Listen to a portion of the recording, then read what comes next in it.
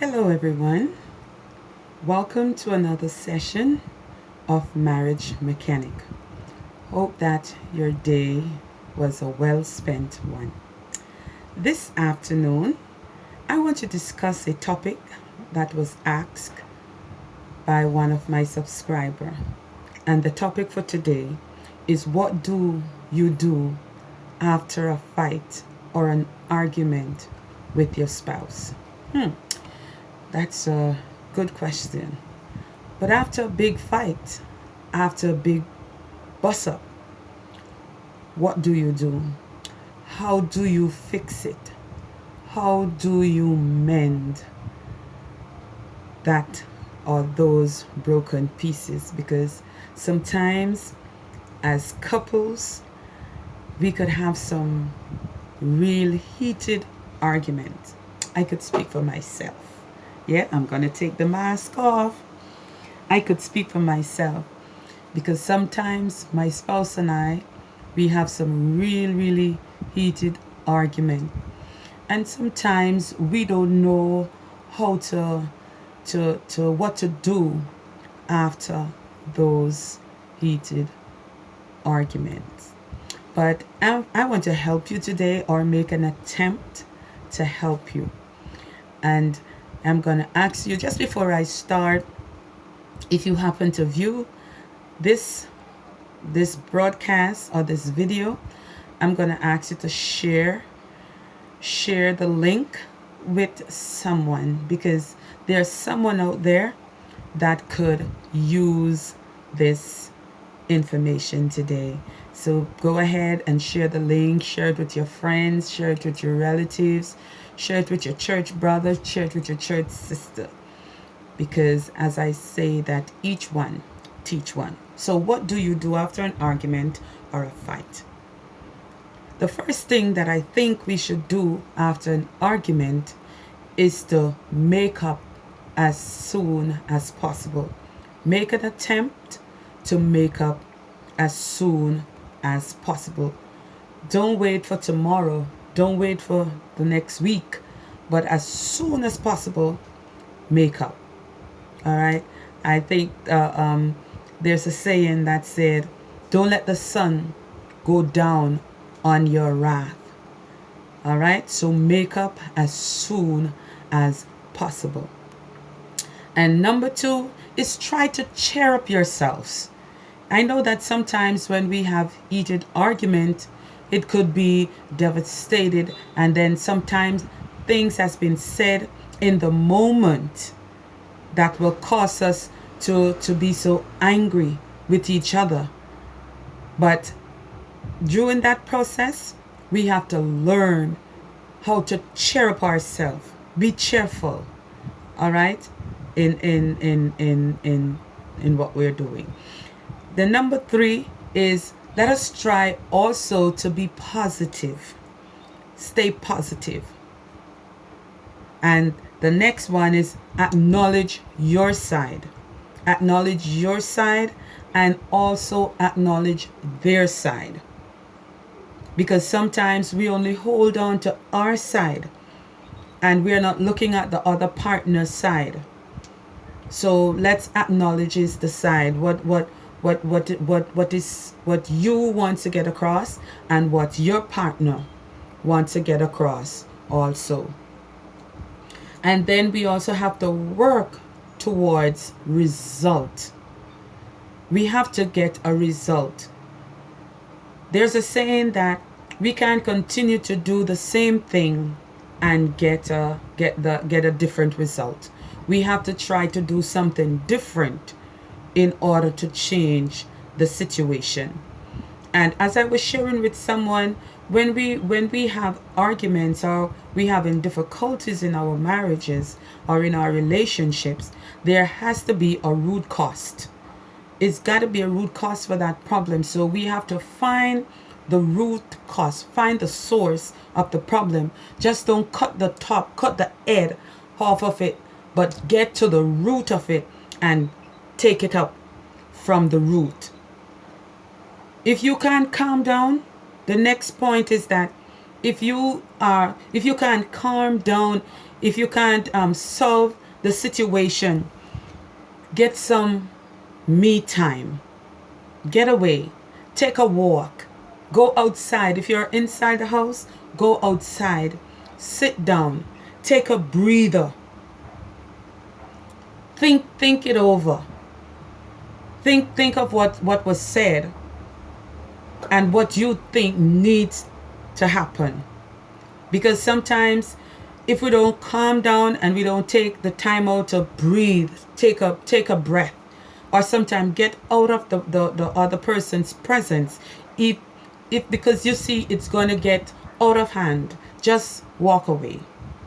Just go by yourself where you could take your time and you could reflect. Because if you stay in that heated argument, sometimes we say and we do things that we don't really want to do. And if we take a break and think about what is going on, then sometimes our verbiage will be different. How we react will be different. The next point is forgive yourselves too. All right? Because sometimes we tend to forgive the other persons, but we are not forgiving ourselves. I know that as couple, it is not easy. As I said before, it takes a lot of work for a relationship, and it takes a lot of work to maintain a marriage. So we have to make up our minds to put the work in, because if we don't put out the work in, we wouldn't get the result that we should. All right? So those are some of the tips that we can do after an argument. And the next thing I want to cover is I want to give you some other tips for repairing your relationship after the fight. All right, what to do and how to repair. Because it is broken. When we have an argument, something is broken.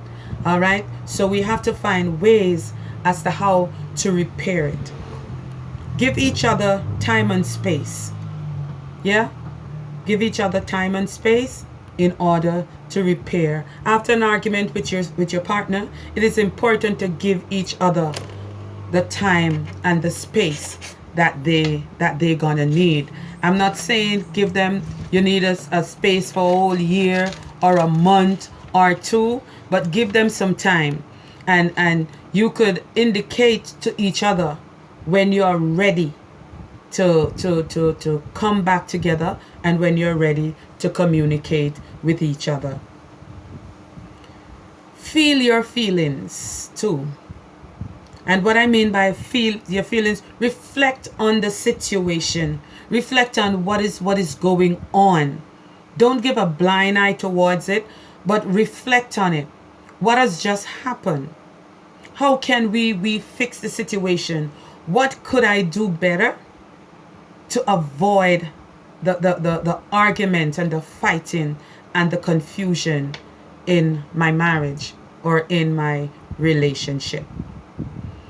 And when you come together, yes, when you come back together, and if you're repairing the relationship, you can't say, well, you this and you that and you the next. You gotta now say, how I feel, what I think, and I believe. Don't put the blame game on your partner, because it takes two to tango. All right? So we have to take our path, and we got to fix our path. We can't be one-sided in the situation. All right? And the next thing, when we're repairing or we're trying to repair our relationship, we have to actively listen to what the person are saying. Just don't be listening just to talk, because sometimes you have an argument with your partner and the person, and they're not listening. They just, the first word that comes out of your mouth, they want to rebuttal you. They want to say something. But sometimes we have to stop and we have to listen to what the person are saying. Actively listen in order to help to repair our relationships. It said, and sometimes when we come back together and we said, okay, this happened say 5 hours ago, and when we come back together and we start to try to repair, and then the heat, the flame blaze again, what you could do, you could take another break. Not that you should just keep taking break and can't come to some kind of resolution and can't come to some kind of conclusion. But it's good to take break, but not to take break every second. We have to be mature enough to sit and listen to each other, hear each other out. Yes? And relationships, guys, calls for maturity. We have to be mature in a relationship. All right? We can't be, acting as children. We have to be adult and show maturity in our relationship. The next thing to repair, we have to apologize. And sometimes that's some of the hardest thing for couple, to apologize to each other and sincerely apologize to each other. Apologize to reconnect. Because sometimes, when the apologies goes forward, and even if you was so angry and you felt so much hurt, and if the apology is sincere, then sometimes you just calm yourself down. You understand? Because sometimes you could actually feel, especially we women, we know when something is genuine. You could actually feel when the apology is genuine. All right? And my last point is make plans for the future.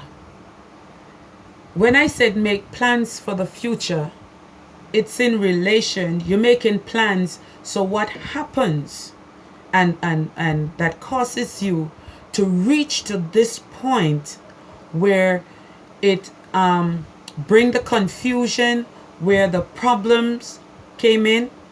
Make plan to change that. And moving forward, as I state before, do things differently. Yeah, do things differently, so we wouldn't be able to make the same mistake, so we'll be at the same place again. All right? So make plans for the future. So I just want to reiterate